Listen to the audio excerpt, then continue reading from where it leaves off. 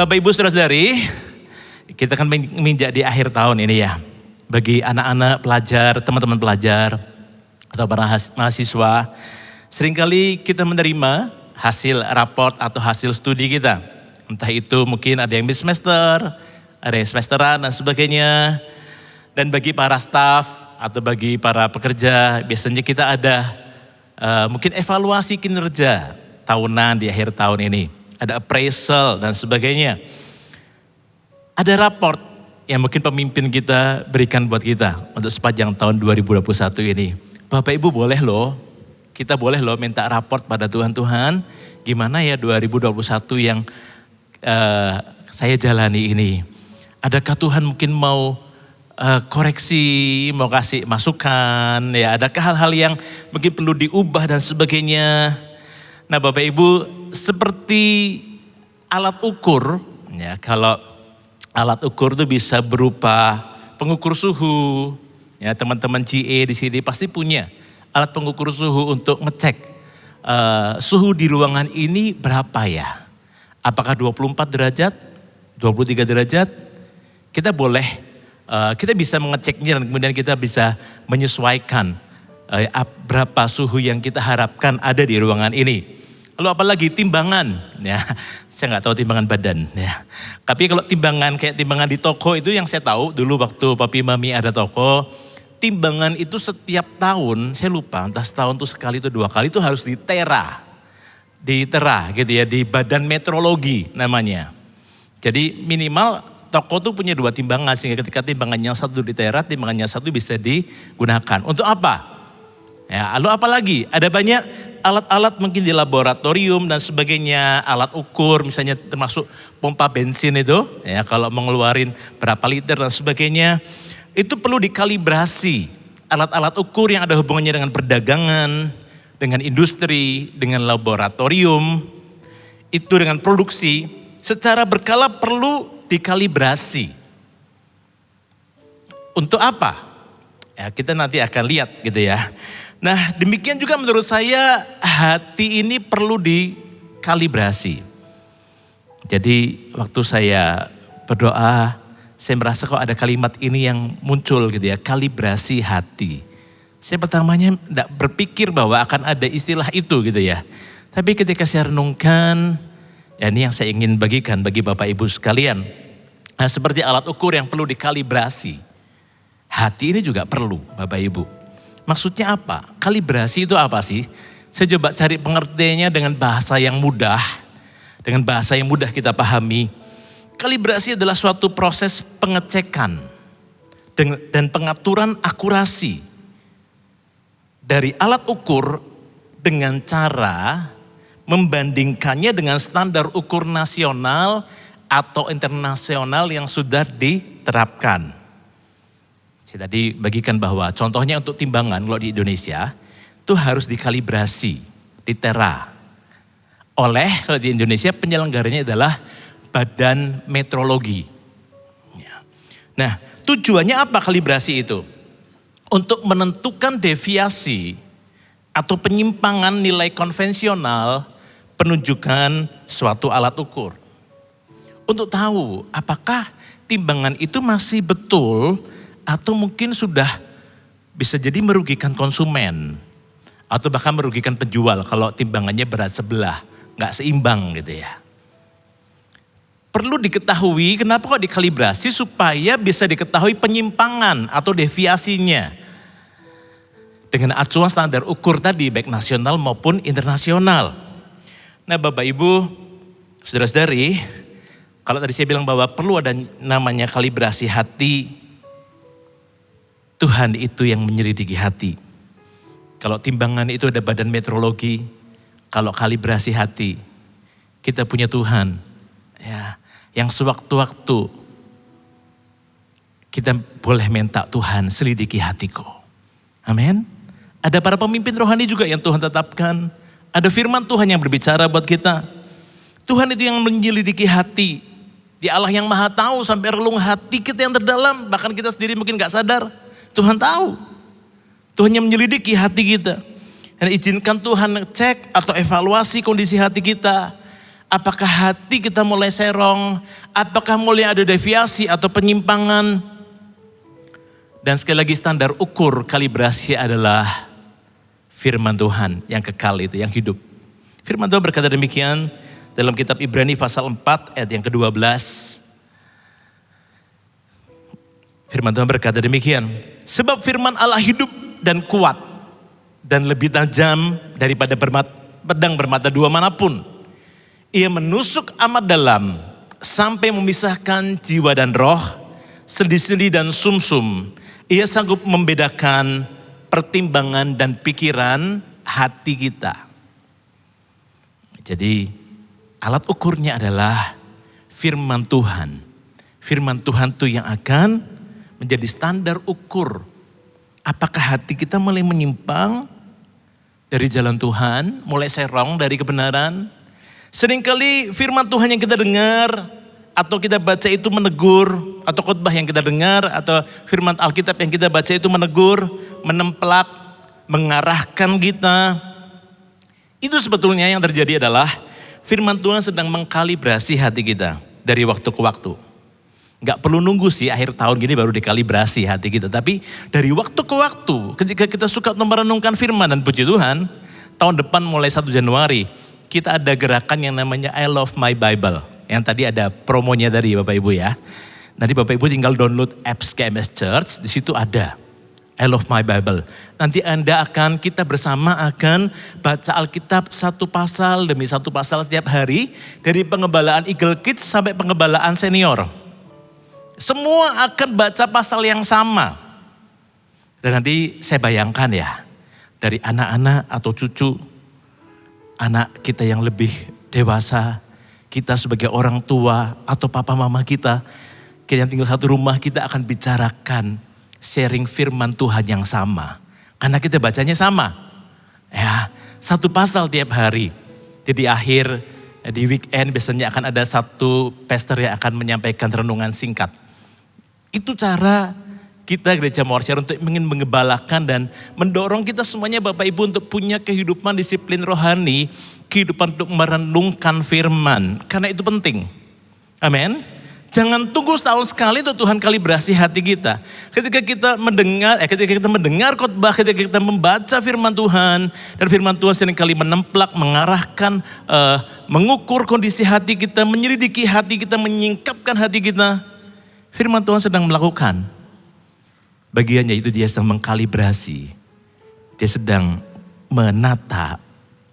Asal kita mau atau enggak, meresponinya atau enggak. Nah Bapak Ibu Saudara-saudari, jadi pastikan Anda tidak ketinggalan, ikuti gerakan itu sama-sama akan dilakukan bukan hanya oleh GMS Surabaya Barat, tapi oleh seluruh GMS yang ada di Indonesia, bahkan yang ada di luar negeri. Kita akan bergerak bersama-sama. Bahkan kalau Anda punya teman di luar negeri, di luar kota, luar pulau, Anda bisa telepon, Anda bisa sharing hal yang sama. Karena pasal yang dibaca itu sama. Oke? Yang antusias mau ikuti gerakan I Love My Bible, boleh angkat tangan Anda? Oke? Ya, pastikan Anda tidak ketinggalan untuk download apps dan juga refresh supaya nanti muncul ya ikonnya I Love My Bible itu. Nah Bapak Ibu yang terkasih, kadang tanpa kita sadari kenapa kok perlu kalibrasi hati ini. Kadang tanpa kita sadari hati kita mulai serong atau menyimpang. Karena hati bisa berubah. Kalau kita baca kitab raja-raja seringkali ya. Bagaimana raja yang satu memulai pemerintahannya dengan baik, dengan takut akan Tuhan. Tapi dalam perjalanannya, kemudian akhirnya dia menyimpang dari jalan-jalan Tuhan. Ada raja yang bisa memulai dengan baik, mengakhiri dengan baik. Kalau kita baca itu kita senang, betul ya. Tapi kalau ada kisah-kisah tentang raja-raja seorang raja yang memulai dengan baik, tapi kemudian mengakhiri dengan tidak baik, hatinya mulai berubah dari Tuhan. Bahkan berpaling dari Tuhan. Waktu kita baca kita agak nyesek gitu, sayang. Saya berharap suatu hari nanti kalau kita selesai dengan kehidupan ini, orang-orang yang generasi kita atau anak-anak kita bisa melihat bagaimana hidup kita, hidup dalam takut akan Tuhan sampai garis akhir itu suatu hari nanti. Amin. Ya.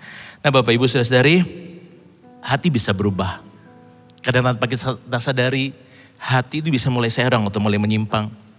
Firman Tuhan berkata demikian dalam kitab Amsal pasal 11 ayat yang pertama dan ayat yang ke-20.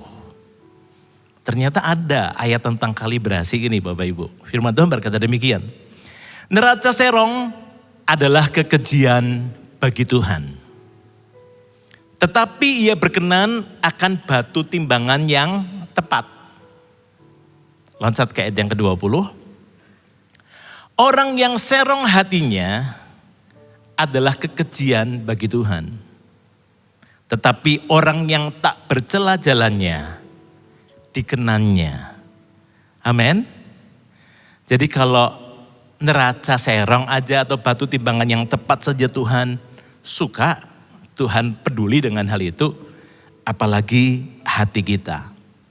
Mari kita membawa hati kita ke hadapan Tuhan dan berikan ruang baginya untuk mengkalibrasi hati kita agar kita kedapatan terus punya hati yang murni dan menyenangkan hati Tuhan. Amin. Apakah hati yang murni itu? Saya coba lihat gitu ya Bapak Ibu, arti murni apa sih? Murni itu artinya tidak bercampur, bersih dari kotoran, arti yang berikutnya. Tulus, sejati, asli, tidak palsu. Bebas dari hal-hal yang keliru, bebas dari kesalahan moral, itu arti murni. Kalau saya gabungkan, kemurnian hati adalah sebuah kondisi hati yang tidak tercampur dengan kotoran tadi. Yang bersih dari hal-hal yang keliru. Tidak ada kesalahan moral. Kondisi hati yang tulus, yang sejati, yang asli. Tuhan suka yang namanya kemurnian hati ini. Nah, kalau contoh hati yang tidak murni itu seperti apa Bapak Ibu? Jadi kan saya ngomong soal kemurnian hati ya. Nah, kita lihat sama-sama Markus pasal 7 ayat 21 sampai 23. Markus 7 ayat 21 sampai ayat yang ke-23. Firman Tuhan berkata demikian. Sebab dari dalam, dari mana Bapak Ibu? Dari dalam, dari hati orang. Asalnya dari hati. Timbul segala pikiran jahat, percabulan, pencurian, pembunuhan, perzinahan, keserakahan, kejahatan, kelicikan, hawa nafsu, iri hati, hujat, kesombongan, kebebalan. Ayat 23, semua hal-hal jahat ini timbul dari mana Bapak Ibu? Dari dalam. Dan menajiskan orang. Dari dalam, dari hati orang itu bisa keluar hal-hal yang jahat seperti ini. Sebaliknya juga kalau hati kita benar di hadapan Tuhan, akan keluar hal-hal yang benar. Hal-hal yang kehidupan, bukan hal yang kematian seperti yang 3 ayat yang barusan kita baca barusan. Dari mana? Dari dalam. Makanya saya bilang bahwa kita perlu untuk izinkan Tuhan mengkalibrasi, mengevaluasi, menyingkapkan kondisi hati kita. Nah, mengapa kemurnian hati itu penting? Karena Tuhan melihat atau tertarik dengan apa yang di dalam, bukan penampilan luar kita. Amin. Karena mengapa kemurnian hati penting? Karena Tuhan tertarik dengan apa yang di dalam, bukan penampilan luar kita. Pernah suatu hari ketika Nabi Samuel hendak disuruh Tuhan untuk mengurapi salah satu anak Isai untuk menggantikan Saul menjadi raja bangsa Israel. Karena Saul ditolak Tuhan karena ketidaktaatan yang Saul buat. Kemudian ketika Samuel datang ke rumah Isai, kemudian Isai menyuruh kakak-kakaknya Daud itu tampil di hadapannya Samuel. Hampir-hampir Samuel hendak salah mengurapi salah satu dari kakaknya Daud. Karena Samuel melihat, karakter seorang raja, mungkin dia lihat dari Saul juga, adalah raja itu tinggi perawakannya. Saul itu kan tingginya lebih tinggi, kurang lebih setelinga lebih tinggi dibanding bangsa laki-laki bangsa Israel yang lain. Perawakannya tinggi, badannya tegap dan sebagainya. Ketika Samuel hendak mengurapi salah satu kakaknya Daud, karena Samuel berpikir ini dia. Tuhan berkata, bukan. Manusia melihat apa yang di depan mata, Tuhan melihat apa yang di dalam hati. 1 Samuel 16 ayat yang ke-7 berkata demikian. 1 Samuel 16 ayat 7. Tetapi berfirmanlah Tuhan kepada Samuel, janganlah pandang parasnya atau perawakan yang tinggi atau penampilan luar. Sebab aku telah menolaknya. Bukan yang dilihat manusia, yang dilihat Allah. Seringkali cara Tuhan melihat itu beda dengan cara kita melihat gitu ya. Bukannya dilihat manusia, yang dilihat Allah. Manusia melihat apa yang di depan mata, tetapi Tuhan melihat hati. Tetapi Tuhan menyelidiki sampai kedalaman hati. Penampilan luar bisa menipu. Tapi Tuhan melihat kedalaman hati. Pernah Tuhan menegur salah satu jemaat di kitab Wahyu, pasal 2 atau 3 saya lupa. Aku tahu segala pekerjaanmu. Engkau dikatakan hidup. Karena secara pelayanan engkau kelihatan gereja yang selalu ada banyak kegiatan. Engkau dikatakan hidup padahal engkau mati. Aku tahu segala pekerjaanmu, secara jerih lelahmu, ketekunanmu pada jemaat yang lain. Tapi aku mencela engkau karena engkau meninggalkan kasihmu yang semula. Tuhan tidak bisa ditipu oleh penampilan luar kita. Karena Tuhan itu menyelidiki sampai kedalaman hati kita. Dan Tuhan lebih tertarik dengan apa yang di dalam, bukan apa yang kita bisa tampilkan di luar. Yang mengerti katakan amin. Ya, nah Bapak Ibu satu ayat lagi ya. Saya punya kisah yang cukup sedikit memalukan dengan ayat ini. Kita lihat sama-sama Yoel pasal 2 ayat 13. Ya, Yoel pasal 2 ayat 13, jangan dibaca dulu.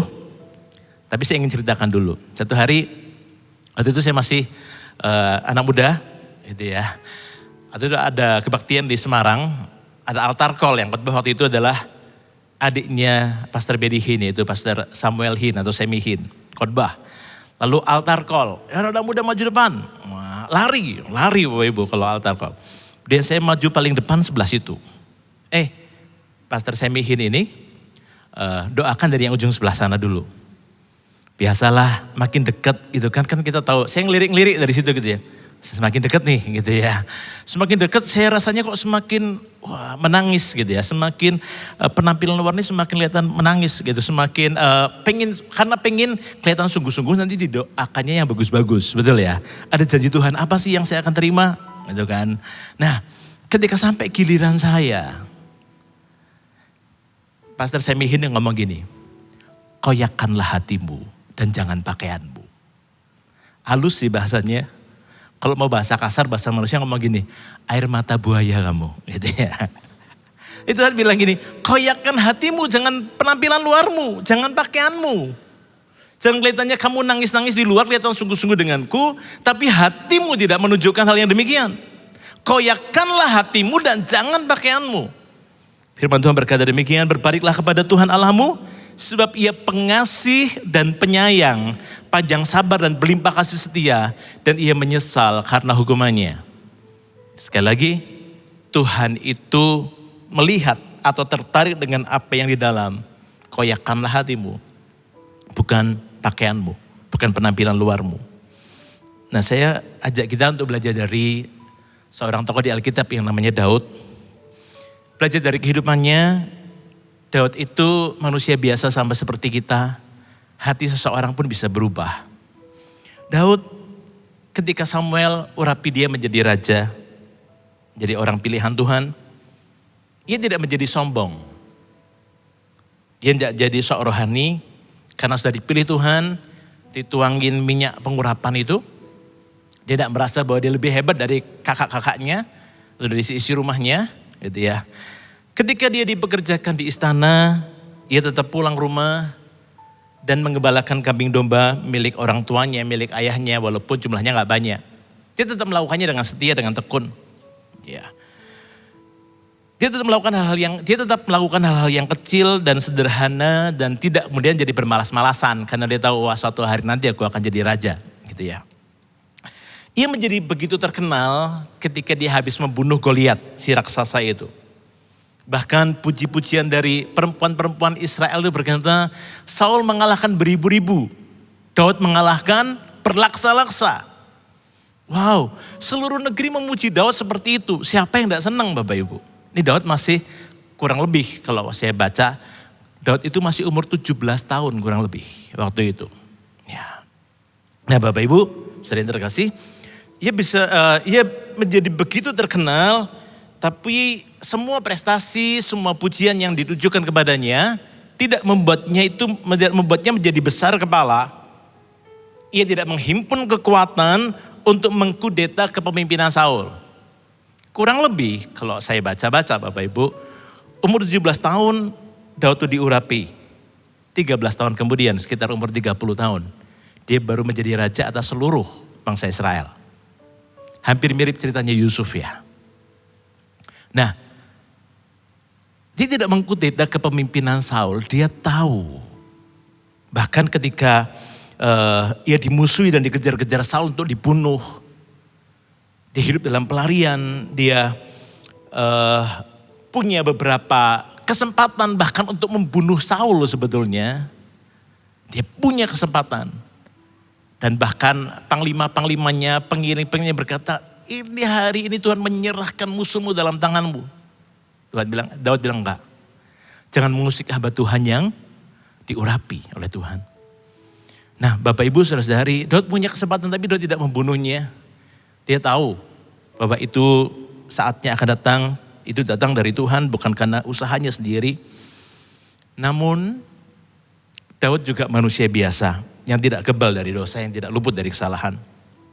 Ia berbuat kejahatan, salah satunya adalah ketika dia menghamili Batseba. Ketika kemudian Batseba hamil, kemudian dia takut ketahuan belangnya. Dia kemudian memanggil pulang suami Batseba yaitu Uria untuk pulang dari medan perang.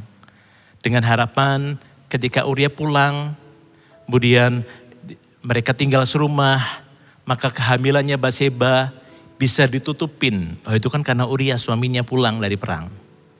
Tapi ketika suaminya pulang, ternyata si Uria ini tidak pulang ke rumah. Ketika ditanya oleh Daud, loh kenapa kamu tidak pulang ke rumah? Negara dalam keadaan perang. Dia berjaga-jaga di istananya Daud.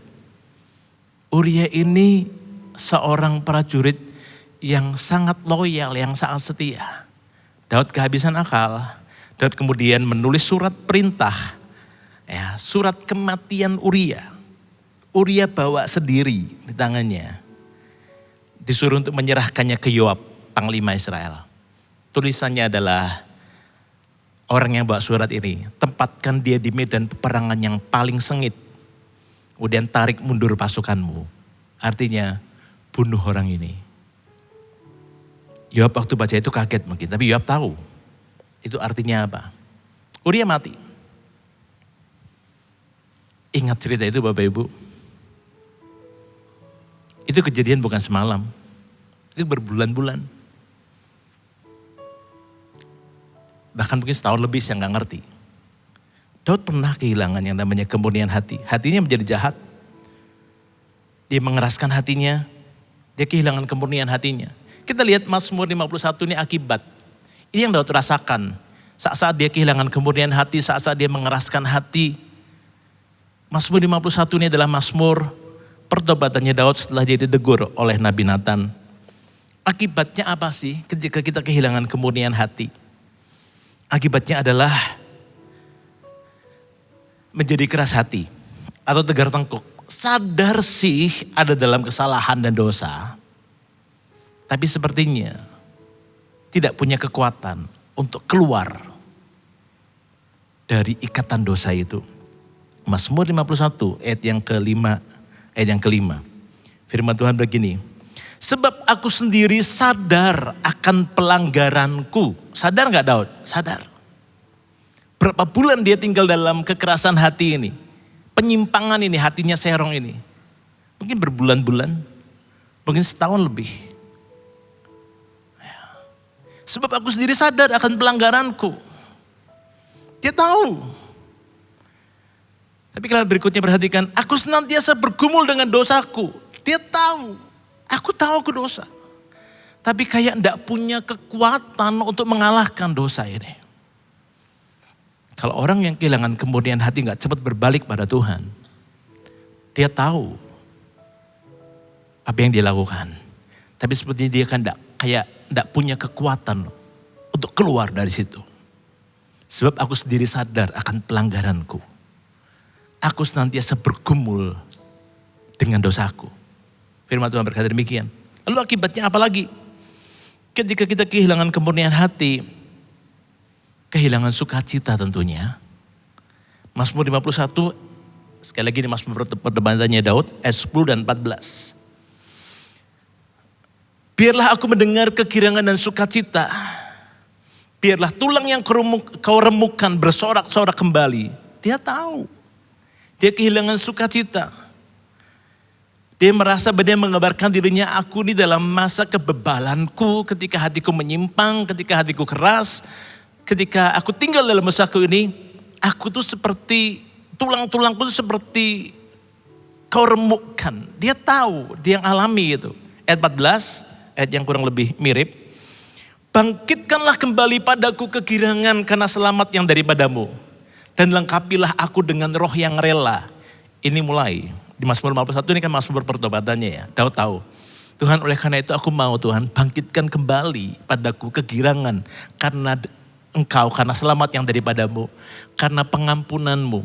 Dan lengkapilah aku dengan roh yang rela. Aku mau bertobat Tuhan. Kehilangan sukacita. Lalu apa lagi? Ayat yang ke-13. Seorang yang terus mengeraskan hati dan tidak mau kembali pada Tuhan. Ayat yang ke-13 berkata demikian. Janganlah membuang aku dari hadapanmu. Dan janganlah mengambil rohmu yang kudus daripadaku. Ini yang paling Daud takuti. Seorang yang kehilangan kemurnian hati. Seorang yang terus tinggal dalam kekerasan hati. Bisa-bisa dia terbuang dari hadapan Tuhan. Ya.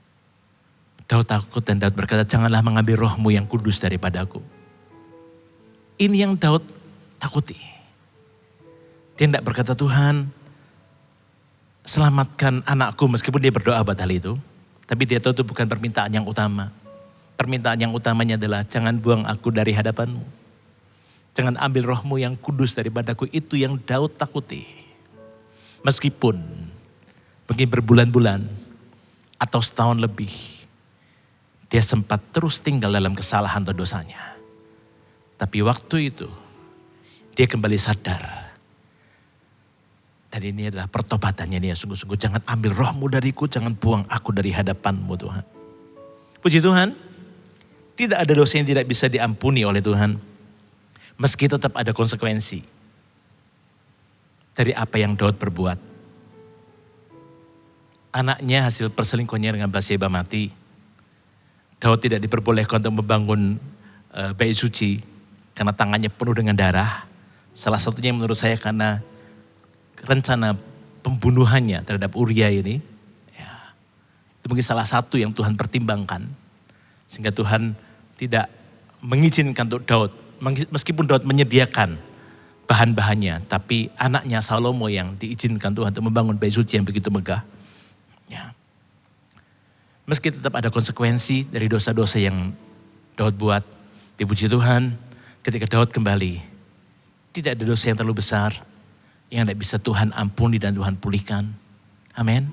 Bapak Ibu Saudara-saudari, akhir tahun ini, sebelum kita menutup tahun ini, sebelum kita memasuki tahun mimpi dan penglihatan, saya percaya ada banyak hal yang indah, yang manis, yang besar, yang akan kita alami bersama dengan Roh Kudus di dalam kita, yang Dia akan kerjakan dan melalui hidup kita di tahun depan itu. Saya sangat bergairah akan tahun depan itu. Bapak Ibu, saya sarankan Anda untuk mendengar kembali khotbah Pastor Philip sepanjang Natal 2 hari, tanggal 18-19 yang lalu. Di YouTube ada 8 sesi. Ada dengarkan sungguh-sungguh bila perlu dicicil gitu ya. Itu akan mengarahkan kita. Dan ketika saya mendengar khotbah itu, saya hadir ibadah 3 kali. Saya punya PR untuk mendengar 5 kali sisanya. Saya sudah dengarkan beberapa. Tapi setiap kali saya mendengarkannya saya tahu, wow, ada sesuatu yang besar di tahun depan ini yang Tuhan kerjakan. Oleh karena itu, pastikan hati kita kedapatan benar di hadapan Tuhan, supaya kita mengalami apa yang Tuhan janjikan. Yang setuju katakan amin. Ya, jangan biarkan kita menutup tahun ini dengan hati yang mengeraskan hati. Kalau ada dosa-dosa yang Anda sadari sore hari ini, yang Tuhan nyatakan ketika Anda mendengar firman Tuhan ini, cepat bertobat. Jangan tunda. Jangan tunda. Karena Tuhan ingin bersama dengan Anda. Tuhan ingin menyatakan kuasanya di tahun mimpi dan penglihatan itu. Amin. Nah, Bapak Ibu, lalu bagaimana cara memiliki hati yang murni? Ya, gimana caranya ya? Kita punya hati yang murni. Firman Tuhan berkata demikian, Mazmur 139 ayat 23 sampai 24. Mazmur 139 ayat 23 sampai 24. Pemazmur menuliskan hal ini. Selidikilah aku ya Allah, dan kenallah hatiku. Ujilah aku dan kenallah pikiran-pikiranku. Nah, Bapak Ibu, ayat 24 lanjutnya berkata, lihatlah apakah jalanku serong, dan tuntunlah aku di jalan yang kekal. Pemazmur sedang berdoa kepada Tuhan dan minta Tuhan kalibrasi hatiku. Cek Tuhan, coba lihat kembali ayat yang ke-23. Ya. Selidikilah aku ya Allah, dan kenallah hatiku. Kadang-kadang kita gak menyadari kondisi hati kita sendiri. Sampai ketika Tuhan menyingkapkannya, baru kita mengerti. Ternyata mungkin ada kebusukan, ada kepalsuan. Ada hal yang menyimpang dari Tuhan yang masih tersimpan di hati kita. Kembali ayat yang ke-23 tadi. Selidikilah aku, ya Allah, dan kenallah hatiku. Ujilah aku, dan kenallah pikiran-pikiranku. Ujilah aku Tuhan, ujilah aku. Lihatlah, evaluasilah, kalibrasilah hatiku. Apakah jalanku serong? Apakah aku seperti neraca yang serong? Apakah hatiku mulai serong? Dan tuntunlah aku. Kembalikan aku di jalan yang kekal itu. Semangat itu, kerinduan itu yang saya ingin kita lakukan sama-sama sore hari ini. Sebelum kita menutup tahun ini Bapak Ibu. Ya. Bagaimana caranya memiliki hati yang murni? Berkali-kali tadi di ayat yang tersebut, ayat 23 dan 24 berkata demikian, ada kalimat, selidikilah, kenallah hatiku, ujilah aku, kenallah pikiranku. Caranya untuk terus punya hati yang murni adalah dari waktu ke waktu, izinkan Tuhan untuk menyingkapkan kondisi hati kita. Dari waktu ke waktu. Ujilah aku Tuhan, kenallah hatiku. Ketika Tuhan menegur sesuatu, ketika malam hari, mungkin pemazmur berkata demikian, selidikilah hatiku ya Allah. Ujilah hatiku, lihatlah, kenallah pikiran-pikiranku. Adakah sesuatu yang salah? Kadang-kadang Tuhan nyatakan sesuatu. Gitu ya. Tadi waktu kamu lakukan ini, itu dari hatimu yang demikian kan? Seringkali Tuhan mengoreksi. Oh ya Tuhan, sorry. Ampuni Tuhan. Ketika kita memberikan ruang bagi Roh Kudus untuk mengevaluasi kita dari waktu ke waktu. Kita akan punya hati yang lembut, yang mudah untuk Tuhan arahkan. Selidiki hatiku Tuhan. Kemudian ada kalimat yang berikutnya di permohonannya Daud juga. Tuntunlah aku di jalan yang kekal. Bertobat kalau ada sesuatu yang Tuhan singkapkan dan taatlah terhadap tuntunan Tuhan. Tadi saya katakan di awal, bangun disiplin rohani untuk membaca merenungkan firman Tuhan. Firman Tuhan akan menolong, akan menuntun, akan menemplak, akan mengarahkan, akan menuntun kita ke jalan-jalan yang kekal. Ke jalan-jalan seperti yang Tuhan mau, ke dalam kebenaran itu. Biarkan diri kita dituntun oleh kebenarannya, oleh firman-Nya. Saya mengajak untuk para teman-teman PAW bisa naik ke stage. Bapak Ibu saudara-saudari, di akhir tahun dan menjelang awal tahun ini, izinkan Tuhan mengevaluasi, mengkalibrasi hati kita kembali. Mari kita mau menutup tahun dan mengawali tahun mimpi dan penglihatan dengan sikap hati yang benar di hadapan Tuhan. Kalau ada sesuatu yang Tuhan nyatakan sembari Anda mendengar firman Tuhan ini, baik Anda yang onsite hadir di SCC ini maupun Anda yang mengikutinya lewat streaming, baik yang sekarang pun yang akan mendengar kemudian hari. Kalau ada sesuatu yang Tuhan singkapkan, yang Tuhan nyatakan, ya mungkin orang lain gak tahu, tapi itu tersimpan di hatimu yang terdalam, di salah satu bilik hatimu yang terdalam, tapi Tuhan tahu. Bertobat, minta Tuhan tuntun aku di jalan-jalanmu yang kekal itu. Mari kita berdiri bersama-sama. Saya ingin kita nyanyikan lagu ini, sebelum kita nyanyikan lagu ini cukup ngeri mungkin ya Bapak Ibu ya. Ada satu teman yang bilang, aku paling takut nyanyikan lagu ini. Tapi saya percaya bahwa kita gak takut nyanyikan lagu ini karena kita tahu Tuhan yang akan mengkalibrasi hati kita, Tuhan yang akan cek hati kita. Ya Tuhan yang ingin memulihkan hati kita.